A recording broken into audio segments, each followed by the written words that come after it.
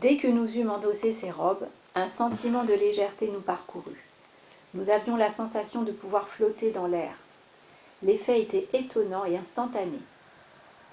Les mots sont impuissants pour exprimer notre bonheur de vivre une expérience aussi merveilleuse et d'être en compagnie de ces maîtres ascensionnés bénis, dont le pouvoir est si grand, si transcendant, et qui pourtant se montrent si humbles et si naturels dans leur rapport avec nous et leur amitié pour nous.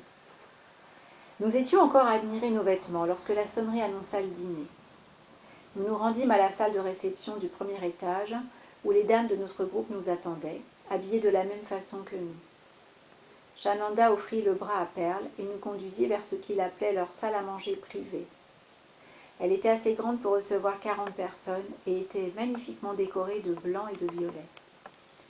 Avec étonnement, nous constatâmes que les chaises étaient semblables à celles du diamant Car-Ranch en Amérique, sauf qu'elles étaient garnies de velours de soie violet au lieu de bleu. Vers l'extrémité de la pièce se trouvait une très grande table en teck, pouvant donner place à 20 personnes au moins. Elle était incrustée d'une substance qui ressemblait à de l'or, mais qui était en fait une substance précipitée.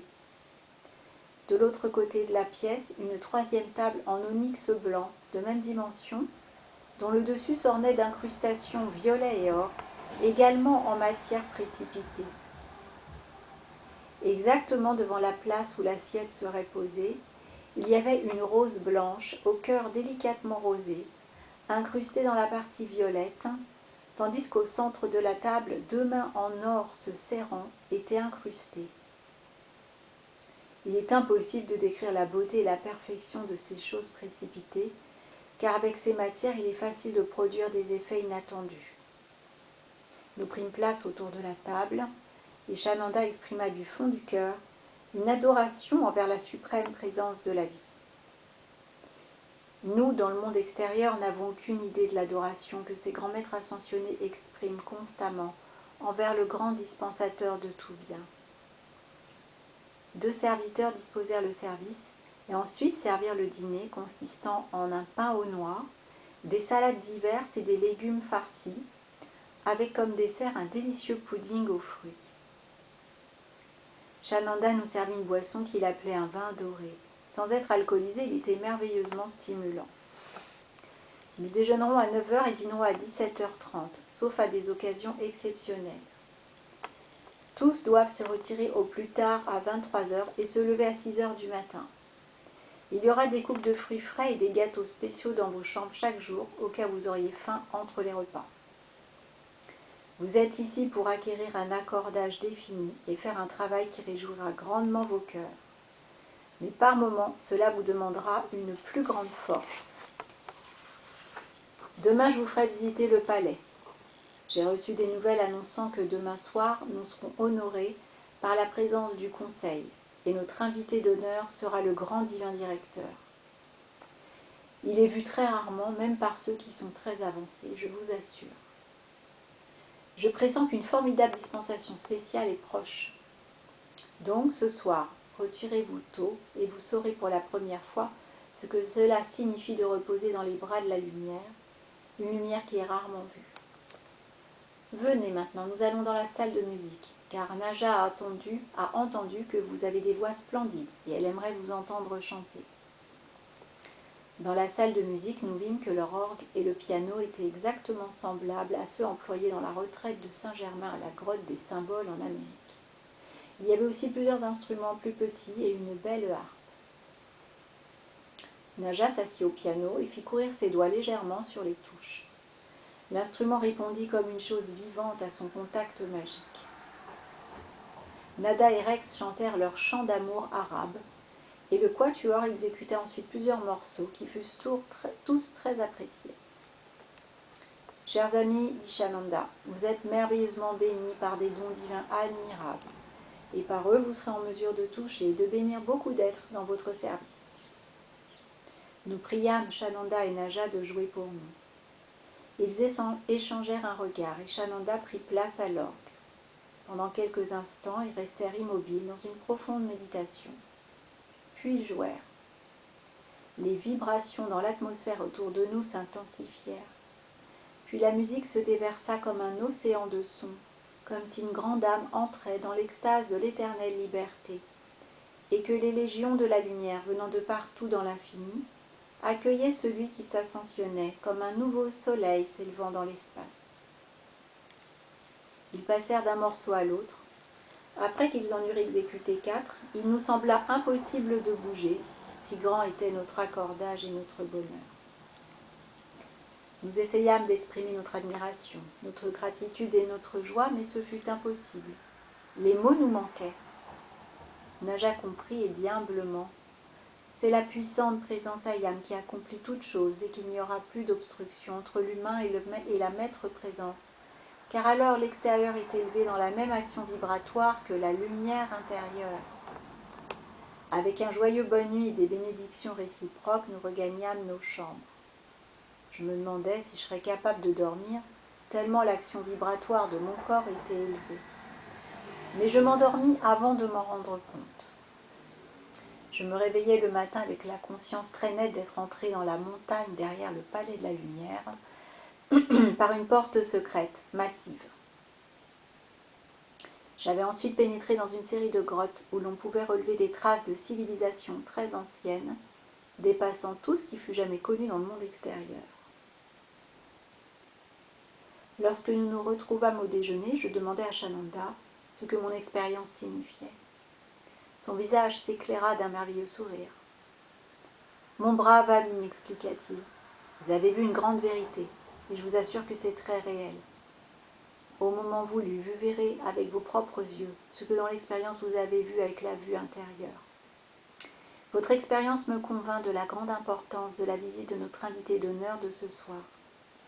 Vraiment, mes bien-aimés amis américains, vous êtes prêts pour la pleine lumière. Je n'attends que l'ordre de mes supérieurs pour vous dévoiler beaucoup de miracles véritables. Chacun de vous a passé par d'innombrables expériences dont la pleine mémoire est prête à être dévoilée. Vous êtes prêts à faire des progrès d'une manière qui vous étonnera. Venez maintenant si vous êtes prêts et je vous montrerai plusieurs des merveilles que nous avons dans cette retraite. Nous allâmes d'abord vers le dôme central du bâtiment. Au lieu d'un simple observatoire, nous constatâmes que c'était ce que Shananda appelait un observatoire cosmique. Il était rempli d'instruments dont les savants du monde extérieur ignorent tout, notamment un réflecteur absorbant. Il tirait l'image de l'objet sous observation au travers des rayons éthériques pour refléter dans l'observateur. L'objet était simple par sa construction, mais non par la qualité de la substance dont il se composait. Shananda expliqua à ce moment que les rayons éthériques et ceux que les savants du monde extérieur appelaient rayons cosmiques ne sont pas les mêmes. Il y avait encore un mécanisme nommé projecteur de lumière, au moyen duquel il était possible d'envoyer soit un rayon donnant la vie, soit un rayon désintégrant à une distance incroyable. Il s'est trouvé aussi un radiotéléviseur si parfait qu'il est la merveille de tous les âges. Après avoir observé plusieurs autres inventions dans cette salle, nous descendîmes d'un étage où se trouvait la grande salle de conseil pouvant recevoir 700 personnes. Les murs étaient en onyx blanc crème avec la plus merveilleuse décoration bleue. Le sol était recouvert d'un épais tapis du même bleu merveilleux. Sans aucune fenêtre, la salle occupait presque tout l'étage. Ici aussi, de belles chaises, semblables à celles de la salle à manger, mais garnies avec le même bleu doux et riche qui ornait le reste de la salle. Sur le côté se trouvait un dais abritant un autel et une chaise en or. C'était de toute beauté. L'autel était en or précipité, sauf la tablette, faite d'une autre substance précipitée. La couleur était d'un bleu-violet, la substance, par sa luminosité, émettait une radiation argentée. Une bordure en or large de 5 cm l'ornait.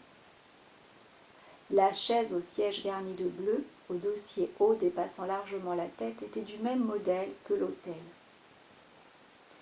Les pièces du rez-de-chaussée étaient occupées par des laboratoires électriques et chimiques destinés à des expérimentations. Au moment de passer devant le point central du mur ouest de cet étage, je m'arrêtai subitement. C'est ici que je suis entré dans les souterrains la nuit passée, dis-je à Shananda. Avec une expression de sérieux très intense, il demanda « Voyez-vous une porte ou une entrée ?»« Non, répondis-je, mais je sais que c'est là. » Alors, avec un sourire, il me regarda d'un air taquin. « C'est juste, dit-il, c'est là. Et je suis content que vous êtes ferme dans votre conviction. Soyez patient et vous verrez tout. » Nous retournâmes à la grande salle de réception. « Comment se fait-il, demandai-je, que d'autres étudiants ou personnes ne voient pas l'entrée de cette vallée, le chemin vers ce paradis ? Si vous retourniez vers l'entrée, répondit-il, vous ne verriez aucune sorte d'ouverture. Hier, après notre passage, elle fut scellée de nouveau, de sorte qu'elle semble maintenant être un mur solide, offrant la même protection que le mur de la montagne elle-même. Pendant plus de 20 siècles, cette vallée est restée comme vous le voyez aujourd'hui. Par l'usage des rayons de lumière ou courants cosmiques de lumière, la puissante présence Ayam peut annihiler à jamais le temps, l'espace, l'âge, l'inharmonie et toute espèce de limitation.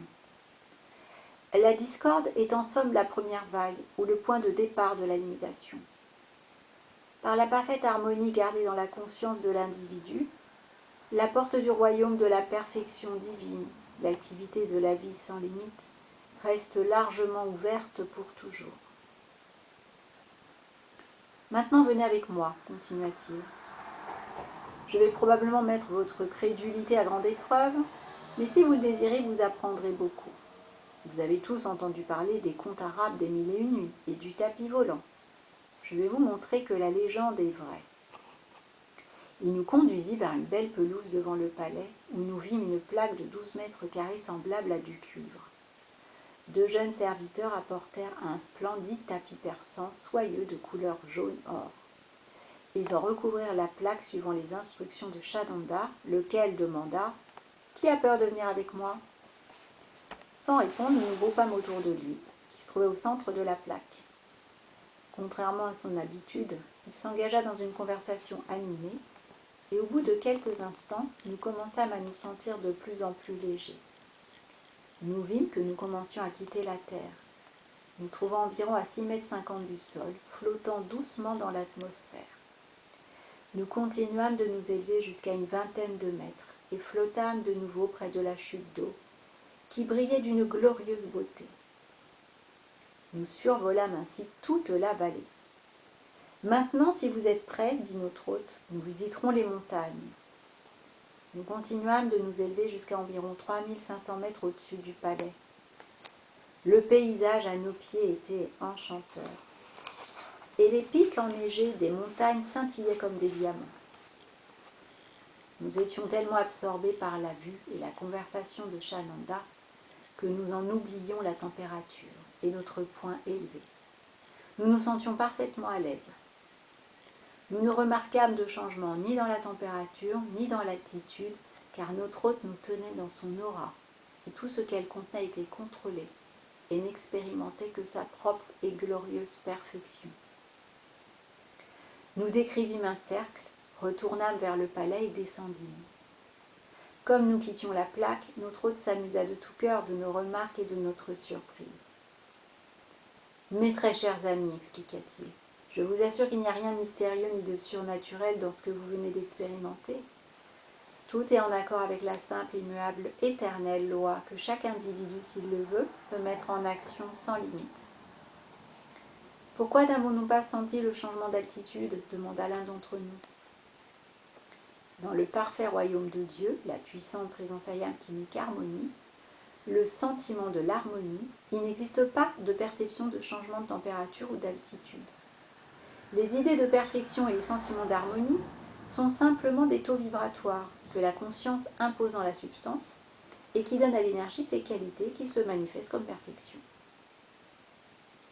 La perfection ne peut exister sans l'amour, car l'amour est le plus haut taux de vibration existant dans l'univers. C'est la plus haute et la plus puissante activité, et elle contrôle à jamais tout ce qui lui est inférieur.